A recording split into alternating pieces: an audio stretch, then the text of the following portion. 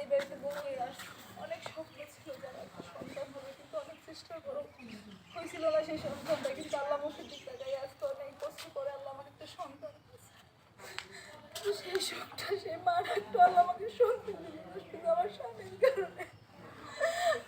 ভাই সংসারে তো খুঁটিনাটি নিয়ে তো ঝগড়াই হয়, সেই ঝগড়া মানে আক্ষেপটা আমার পেট বেড়ে লাগছে। আজকে আমার মা ডাকতেছিল বন্ধ করে দিল। অনেক আজকে প্রায় 10 বছর পরে আমি একটু মা ডাক শুনতে চাইছি, ভাই সেটা আমার একটু হইল না। তো দর্শক, আসলে কতটুকু আশা আকাঙ্ক্ষা নিয়ে এরকম ভাবে একটা স্বপ্ন দেখে একটি মা যে একটিবার মা ডাক শোনার জন্য। তো দর্শক, আমরা এখন চলে যাব ভাইয়ের কাছে। তো আচ্ছা ভাই, আপনি যে পেটে লাথিটা মারছেন, তো আপনার স্ত্রীর গর্ভটা নষ্ট হয়ে যাবে, কিন্তু আপনি লাথি মারলেন কেন? ভাই আমার একটু রাগ হয়েছিল কিসের জন্যে সেটাও কই। আমি এলো ভাত খাবি রাইছি, এখন তরকারি দিছে দিয়েছি মূল্য তো ভাই খাবির ভাই না, মূল্য খালি খালি পাত আসে ভাই। সেই দিন একবার মূল্য না দিছে, সারা দিন সারা রাত বেড়ে পেটের ভিতরে বুট করেছি আর খালি পা দিছি ভাই। কোনো জায়গায় যাইবের বাড়ি নিয়ে মানুষ মাঝে গেলি আমি পা দিই, আমাকে নানান কথা কয়। আমি কইছি মূল্য তুই রান্না করিস নি, সেই মূল্যই আমার সামনে দিছে।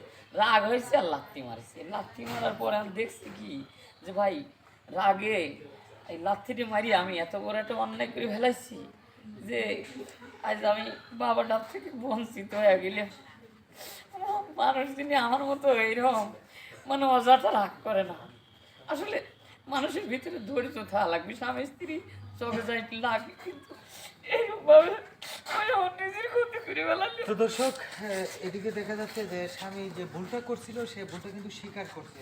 তো আমরা এখন একটু চলে যাব এই ভাইয়ের মায়ের কাছে। তো আন্টি, আজকে যে ঘটনাটি ঘটছে আসলে এটা কিন্তু একটা ভুল বুঝাবুঝির মাধ্যমে। তো আপনি যখন পাশে ছিলেন তখন কি ওনাদের তর্ক বিতর্ক একটু বারণ করতে পারছিলেন না? বাবারে আইসে ভাত চাইছে, বউরে কইছিল বোমা তুমি একটু ভাত দাও, আজানটা যখন দিয়েছে তাহলে আমি নামাজটা পড়ে পরে আমি পরে খাম।